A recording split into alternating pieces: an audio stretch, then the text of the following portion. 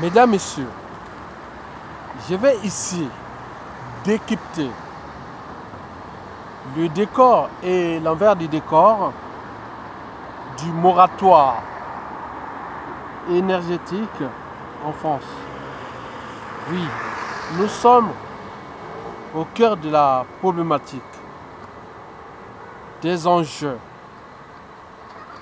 et des solutions soutenables en tenant compte du moratoire PCT. Mesdames, Messieurs,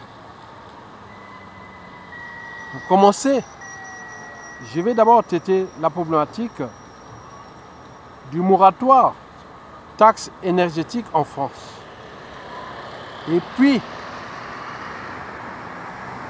décrypter les enjeux et voir les solutions à apporter à la France pour qu'elle puisse être en phase avec ses principes et valeurs de civilisation et d'enjeux universels et compagnie. Mesdames, Messieurs, la problématique moratoire taxe énergétique en France porte à examiner des éclairages politiques qui sont d'abord institutionnels, puis politiques. Oui, institutionnels et politiques, entre le droit et la morale, entre le droit et les enjeux de société nouvelle à l'échelle française. La problématique moratoire taxe énergétique en France porte à examiner des éclairages politiques qui sont institutionnels, mais derrière ces problématiques institutionnelles, c'est d'abord les relations sociales, parce qu'avant d'être élu gouvernant, cadre politique et militaire français, et oui, on est d'abord individu, puis citoyen, c'est-à-dire qu'on a des droits et devoirs envers lui-même, envers sa société, son pays, et envers la société et la civilisation. Mesdames, Messieurs, oui, la problématique ici posée, qui tient compte des relations sociales entre confiance, méfiance et défiance, soulève les problématiques de souveraineté. Eh bien oui, est-ce que le peuple français est encore souverain? Est-ce qu'il a encore les droits et devoirs de mettre hors d'état de nuire les gouvernants qui ont échoué? C'est ça la problématique. Oui, la problématique de la représentation politique sur différentes échelles, individuelles, locales, nationales. Oui, en tenant compte aussi des problématiques à l'échelle européenne. Mesdames, Messieurs, Emmanuel Macron a été élu en 2017. Mais cet individu souhaite-t-il respecter les institutions? S'il veut respecter les institutions, à ce moment, il peut se rendre compte qu'il est désormais en méfiance et en défiance. Par qui? Par le peuple français. On se rend compte qu'on a fait une erreur. Le décor, c'est que, au point de vue institutionnel, Macron a été élu.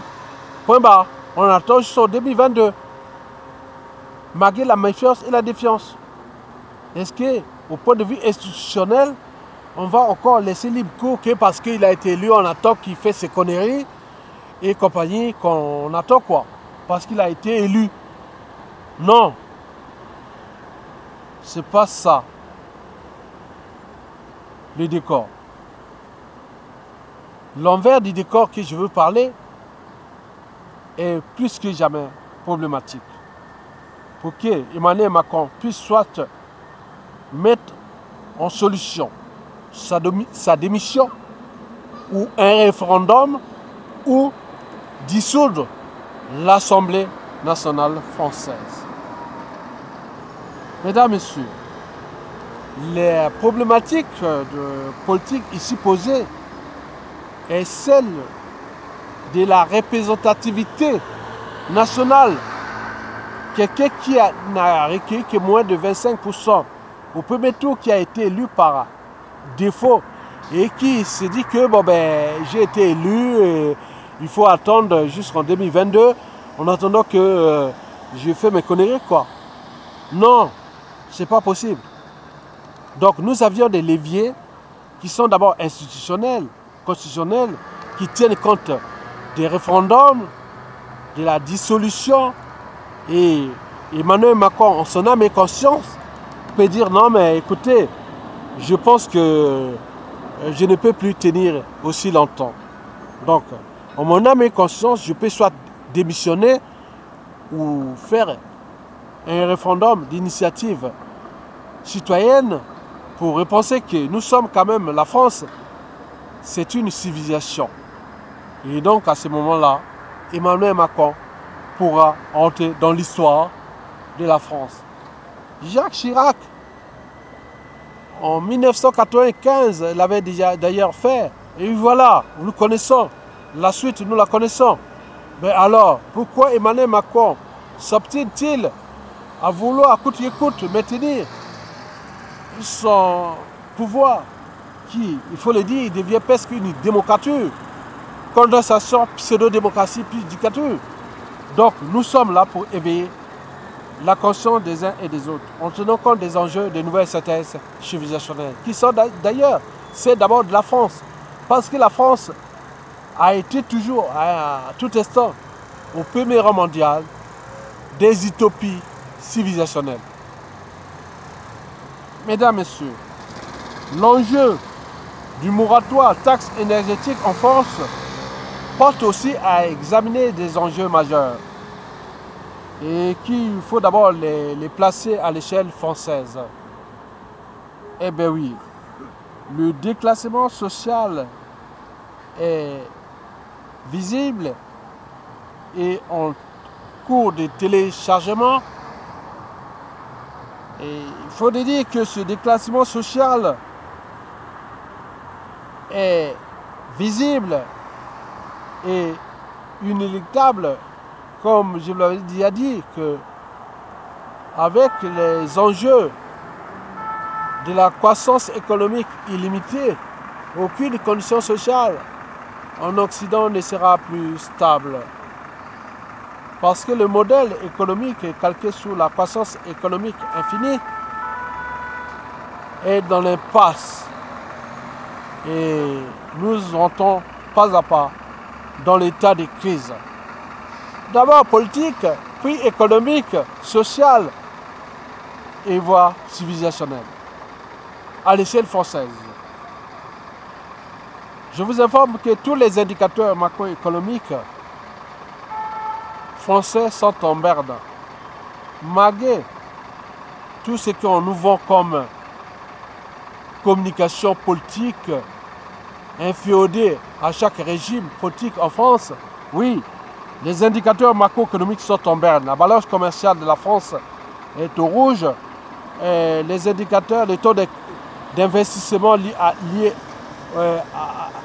alloués aux PME, et petites et moyennes entreprises et compagnie, sont au rouge. Ah oui, l'économie n'est que du côté du 440. On m'a dit que Macron, c'est le pire représentant du 440. Eh oui, le taux de croissance est en berne. Malgré tout ce qu'on peut nous vendre, que bon, la France a investi quand même, on a eu beaucoup d'argent investi pour les PME. Mais pourquoi les PME français n'y parviennent-elles pas à créer de la richesse? Pourquoi la balance commerciale française est au rouge? Moins de 60 milliards de dollars. Alors que l'Allemagne, tout est positif. Il y a un problème. Bon, n'oublions pas le taux de le pouvoir d'achat et tout compagnie, que vous connaissez, les taxes et tout compagnie. La France devient un piège à taxes. Et voilà. Donc, la pression fiscale est telle que, bon ben, on n'y peut rien. Eh ben oui, on ne tire que sur les pigeons. Et oui, les pigeons, c'est tous ces petits chefs d'entreprise français qui n'y parviennent pas à déjà à préserver ou à mettre leur trésorerie. Les banques ne sont que là pour le 440 et compagnie.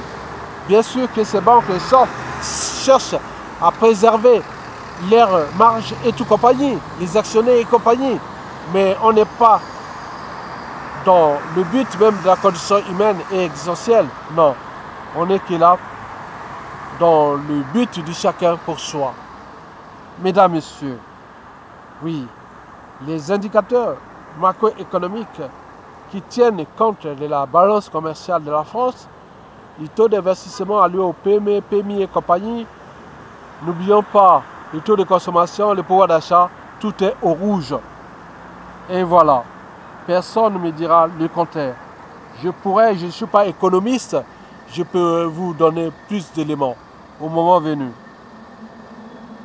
Mesdames, Messieurs, il s'agit aussi de repenser le rang de la France à l'échelle déjà européenne et mondiale.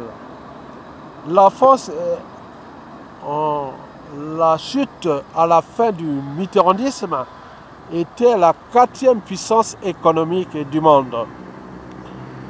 En à peine 20 ans, la France s'est déclassée de la 4e puissance économique mondiale à la 7e puissance économique mondiale actuellement. Et au vu des indicateurs qui sont liés à d'autres indicateurs périphériques et voire exogènes, la France d'ici 2025 pourra se retrouver au 8e et voire au 10e rang mondial. Notons au passage que je suis un fervent défenseur de la France. Pas du point de vue de sa politique ou de ces oligarchies politico-affairistes qui ont détruit mon continent africain à l'échelle France-Afrique ou francophone. Mais la force que je défends, c'est dans le cadre civilisationnel, en tenant compte des idéaux, des principes et tout ce qu'elle a comme valeur ajoutée. Ce n'est pas la matière grise qui manque à la France, ce n'est pas les utopies, ce n'est pas les pensées, les idées, les convictions et autres qui manquent à la France. C'est tout justement cette oligarchie politico-affairiste française qui devient le problème en tenant compte des problématiques de la représentativité souveraine ou voire citoyenne à l'échelle française. Mesdames, Messieurs, oui, l'enjeu n'est pas que française, l'enjeu est aussi France-Afrique. Quand on parle de la France-Afrique, on parle du suicide entre l'Afrique francophone et la France. Regardez les courbes ou les statistiques du déclassement macroéconomique de la France. Elles sont équivalentes à celles de l'Afrique francophone, qui regroupe 80% des dictateurs d'Afrique noire. Ces dictateurs liberticides, antidémocratiques, antisociaux, néocolonialistes, néo-esclavagistes, criminogènes, et voient d'appropriation de ces États comme leur propriété privée. L'enjeu est d'abord de protéger les marges arrière de l'oligarchie politico-affairiste française qui ne sait pas repenser les équilibres macroéconomiques majeurs, mais trouve là en Afrique francophone ces arrières, ces marges de manœuvre pour maintenir les équilibres financiers français majeur. Il s'agit aussi à l'échelle de la France-Afrique, et avec leurs dictateurs, néo-négriers, sous-préfets, négriers et tout compagnie, maintenir les intérêts de cette oligarchie politico-affairée française. On parle d'intérêts particuliers et partisans, de financement occulte, de partis politiques, de bien mal acquis, des Français qui ont trouvé là, en Afrique, noire, francophone, intérêt de jeu, antidémocratique, liberticide, antisocial et contre-civilisationnel. Dès qu'ils ont échoué ici en France, et ils se retrouvent quelque part en Afrique, et oui, ils deviennent des conseillers juridiques, économiques, des réseaux de lobbying et autres. Et ils s'accaparent des comptes publics, des trésors publics de ces États. Aide-moi, le ciel te dira. J'ai pris, moi, j'arrive de la France. Je suis un oligarche français. Le jour viendra, quand je serai président en France, je vais te protéger. Tu resteras dictateur à vie. Et voilà, donne-moi les trésors publics de ton pays. Avec mes copains, on fait la grande cour de récré. Bunga bunga, immoral et dissolu. Et voilà, ils ont construit leur empire financier, médiatique et tout compagnie. En allant s'accaparer de ces États. Eh bien oui, la France est en danger à cause de cette oligarchie, de ces écuries France-Afrique qui sont là-bas que pour déclasser l'Afrique francophone, qui aujourd'hui regroupe les 2/3 des dictateurs du continent noir, 90% des hold-up électoraux sans fin. Les peuples là-bas votent, mais la force, à travers ces oligarques, viennent conspirer, où se mêlent services secrets français, moyens de lobbying et tout compagnie pour protéger leurs intérêts privés et partisans. Et pour combien de temps encore? Et voilà l'envers du décor qui déclasse la France. Mesdames et messieurs, oui, l'image de la France est souillée. La France est dans une mauvaise réputation à l'échelle de l'Afrique et à travers la culture globale. Parce que les problématiques précitées et des enjeux que je suis en train de vous étayer, ou étayer votre conscience, et voilà que les relations entre ces oligarques françaises, ces écuries oligarques français et les enjeux de la civilisation en Afrique noire francophone sont problématiques. Oui, les relations entre les élus français et l'Afrique francophone sont potentiellement et structurellement problématiques quant à la survie de ces peuples d'Afrique francophone, comparé à l'Afrique anglophone qui est plus dynamique. Il y a plus d'alternance politique. Ça change sans fin. Et plus dynamique au peuple français, aux âmes peuple français, que l'Afrique anglophone est plus dynamique que l'Afrique francophone. Et que les 15 pays les plus avancés qui avancent dans un monde global, et oui, sont tous anglophones en Afrique noire. Le problème, c'est cette oligarchie politico-affairiste française, ces gouvernants français, et qui sont le problème non seulement de la France, mais également de cette France-Afrique, de la France en Afrique. Mesdames, Messieurs, l'enjeu est aussi de repenser d'abord le rang de la France qui doit être, moi, personnellement, je ne vous cache pas, si la France était dans l'esprit de la révolution de la fin du XVIIIe siècle, je pense que nous aurons avancer la société et la civilisation. Donc, en tenant compte de ces enjeux, je vous dis que la France devient le problème du déclassement de l'Afrique francophone. L'oligarchie politico-affairiste et ses gouvernements deviennent le problème du déclassement du social en France. Et ils deviennent aussi les problèmes des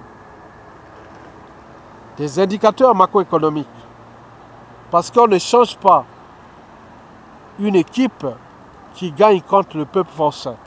Bien sûr qu'ils prennent les Français pour des cons. Ils ont toujours pris les Français pour les cons. Tenez-vous compte de tout ce qui est les penseurs, les grands penseurs du monde, ou de la France ont pensé depuis le XVIIIe siècle à nos jours. Eh bien oui, le peuple français est devenu presque esclave de ses gouvernants. Et l'impossible n'est pas français, mais l'impossible le français. Eh bien oui, le bouc émissaire, c'est les migrants et autres. Et ils ne se rendent même pas compte. La solution, oui, je suis là, je n'ai pas articulé cet article, sinon j'aurais pu la repenser. J'étais là dans un cadre de repenser ces équilibres. Mais je pense que la solution ou les solutions sont sur différentes échelles. D'abord endogène, à l'échelle française, et exogène, à l'échelle d'abord France-Afrique et puis européenne.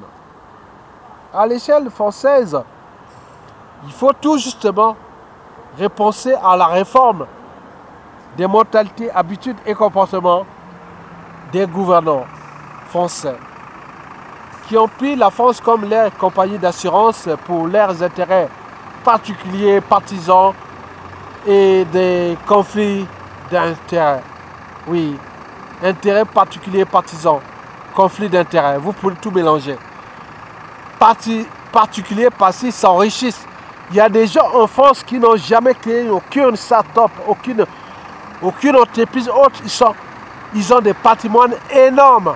Ils ont été simplement élus depuis qu'ils sont sortis de l'école, de l'université, de l'ENA et compagnie. Ils ont des patrimoines financiers énormes parce qu'ils ont été élus, députés, ministres, Comme ça ne suffit pas, il faut échouer. On leur donne des rôles extérieurs au niveau de l'Union européenne, commissaire européen, organisation mondiale et tout ce compagnie. Et le chômage, ils n'ont pas de chômage. Ça, c'est sûr et certain. Eh oui. Donc, ces mentalités sont là. Donc, c'est des gens qui en abusent. Et si la France ne remet pas en cause ces problématiques de mentalité, habitude et comportement de ces acteurs politiques, il est sûr et certain que la France va se trouver dans une situation nouvelle où la révolution sera en cours. Parce que la révolution est toujours violente, oui, mais ils peuvent dire ah oui, mais autres, mais non, ils peuvent dire ah oui, c'est des gens violents et tout compagnie, mais la violence n'est pas que dans la rue. Bien sûr qu'on ne peut pas tout réformer dans la rue, mais la révolution française n'est pas partie par les urnes, elle est partie dans la rue. Et alors, mais vous savez bien que la situation de la France est difficile. Donc il va falloir réformer les mentalités, habitudes et comportements de ces acteurs politiques français. Eh bien oui, donc ils sont là. Bon, ils ont leur officine et tout compagnie. Mais nous devons, à l'échelle française, déjouer ces écuries, ces oligarques qui souhaitent que vous soyez dans la servitude volontaire à ces individus-là. Mesdames, Messieurs, oui, réformer les habitudes, comportements et mentalités de ces oligarques, écuries, officines, politiques françaises qui sont un fiolet autour des partis politiques et tout compagnie. Oui, Donc, vous devez remettre les solutions. Je sais que je suis sûr et certain que la France sera toujours prendre, oui, les Français seront toujours prendre leurs dispositions. Parce que je sais que ce peuple est libre. Oui, ce peuple, historiquement, est libre. Donc, je le sais. Je ne pourrais donner aucune réflexion sur ces problématiques-là. Simplement pour agiter les neurones et allumer le cerveau des uns et des autres.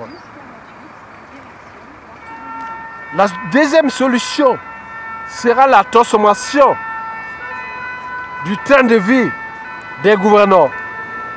Oui, les problématiques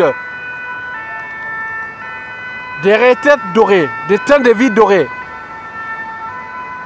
De ces gens-là, quand on voit, moi j'ai vu quand même un ministre français, oui, il coûte plus cher qu'un ministre dans les pays scandinaves. Alors, attendez, c'est quoi? Quand on voit rapport, ratio, valeur ajoutée cognitive et solutions et ce qui peuvent apporter de valeur ajoutée sociale, économique et tout compagnie à la France et à ce qui touche comme salaire et tout compagnie, les retraites et autres, oh, c'est choquant. Comparer déjà la France, hein, ces gens-là, des gouvernants français, des élus français, comparés au monde, à l'Europe du Nord ou de la Scandinavie, c'est choquant. Mesdames, Messieurs, oui, il faudra aussi repenser la transformation de ces mentalités, mais également de mode d'accession au pouvoir, de pouvoir autogérer, de la transversalité, de l'horizontalité, de pouvoir autogérer d'en bas vers le haut et non d'en haut vers le bas, et des problèmes des régions semi-autonomes en France et tout compagnie, du fédéralisme et tout à repenser à l'échelle française. C'est un vaste débat de la décentralisation à l'échelle française. Mais à l'échelle exogène, il faudra commencer déjà par l'Europe parce que il y a trop de sens interdits entre le gouvernement français et l'Europe. Oui, tout est en sens interdit. Donc c'est l'Europe qui dicte ses lois aux États. Donc, pour penser local, il faut que l'Europe dicte ses propres lois. L'Union européenne, alors que ces gens n'ont jamais été élus, la plupart ont été cooptés. Ils sont commissaires européens qui ont échoué et autres. Ils se retrouvent là-bas pour donner des ordres à des peuples européens. Donc nous voulons l'Europe des peuples et non l'Europe des oligarques ou des oligarches. Oui, nous voulons l'Europe des peuples. Oui, il faut tout repenser là. Briser les sens interdits. Briser les sens interdits. Oui, parce que si vous voulez penser la France, il y a trop de sens interdits vers l'Europe. L'Europe est là pour mettre des sens interdits, alors que ces gens qui sont à l'échelle de l'Union européenne n'ont jamais été élus. Mais pourquoi donnent-ils des ordres à des peuples souverains, à des États souverains? Donc il faut tout justement briser les sens interdits. Donc l'Union européenne devient problématique aux enjeux des équilibres macroéconomiques des États membres. Donc il faut tout repenser. Et pourquoi? Parce que quelque part, nous avions quand même à l'échelle européenne des cerveaux. Les cerveaux européens sont là. Donc il y a des volontés politiques, économiques, sociales, intellectuelles et tout. On peut tout repenser. pour repenser le monde de demain à l'échelle européenne qui est au premier rang universel des enjeux majeurs, c'est-à-dire de la survie universelle. Donc l'Europe doit être le premier, ou doit être au premier rang mondial des nouveaux équilibres civilisationnels et existentiels en tenant compte des principes fondamentaux qui sont ceux d'abord des libertés fondamentales, de la justice même électorale, même souveraine, du but de la condition humaine et voie existentielle, c'est-à-dire écologique, en tenant compte des réchauffements climatiques, des problématiques cycle de vie, énergie, matière et tout compagnie. Je ne veux pas rentrer là en détail parce que c'est un cours des sciences de l'environnement que je pourrais vous éventuellement mettre en lumière au moment venu qu'à l'échelle du Congo-Brazzaville, quand le dictateur Sassou Nguesso France-Afrique sera mis hors d'état de nuit, je serai là pour apporter, pour mettre en lumière à l'échelle d'abord congolaise de la sous-région du bassin du Congo, d'Afrique et du monde, ces nouvelles pensées existentielles universelles.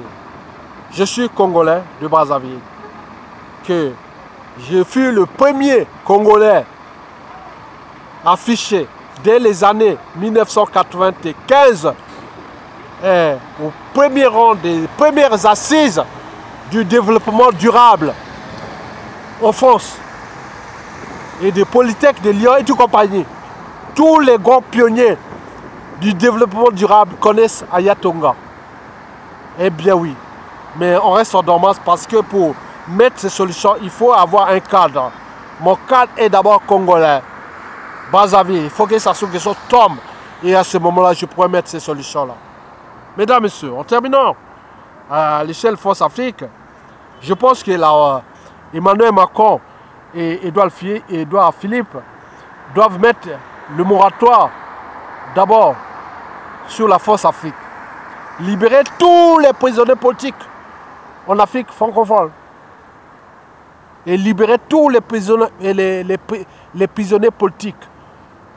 Libérer tous les présidents élus qui reprennent leurs responsabilités. À ce moment-là, nous pourrons ensemble repenser un cadre de travail sur des principes en diplomatie parallèle et directe, citoyen, pour que nous puissions ensemble avancer. En réalité, je suis un esprit qui est d'abord humain, congolais, bantou d'Afrique centrale, africain et humain mondial. Je suis un francophone. Ma francophonie est celle des peuples. Ma France-Afrique à réformer est celle des alternances politiques, en tenant compte des enjeux majeurs. Que la France doit se réformer sur tous les plans pour que nous puissions ensemble repenser ces équilibres, pour que nous puissions ensemble vivre ensemble dans ce dynamisme qui est celui de la francophonie, de la France-Afrique réformée, restructurée, réorganisée, et qui va montrer aux yeux du monde que nous sommes dans la dynamique civilisationnelle en tenant compte de tous les enjeux vitaux qui sont d'abord ceux aussi de la France. Il faut celui qui tire, celui qui donne le temps et autres, c'est comme un leadership. Nous voulons un leadership français. La France doit être un leadership civilisationnel. Et donc, nous voulons repenser ça. Donc, je termine cette vidéo pour vous dire que la France doit dire à ses sous-préfets Tété Nigrier et autres, c'est fini. Libérer les prisonniers politiques. Remettre en place les présidents élus. Que nous pouvons mettre ensemble des solutions nouvelles qui vont être à court, à moyen et long terme pour que cette dynamique francophone, et qui, il faut le dire que la francophonie est le deuxième espace diversité linguistique à travers le monde qui doit rentrer dans l'universalité des enjeux des sociétés nouvelles. En face à face avec le monde anglo-saxon qui a déjà prouvé, qui va encore nous étonner. Oui, avec tous les pays au premier rang mondial qui sont francophones, anglophones, je dis anglophones. Et nous devons accompagner ça avec le monde francophone, avec d'autres réseaux qui sont sinophones, rhizophones, hispaniques, lysophones et tout compagnie.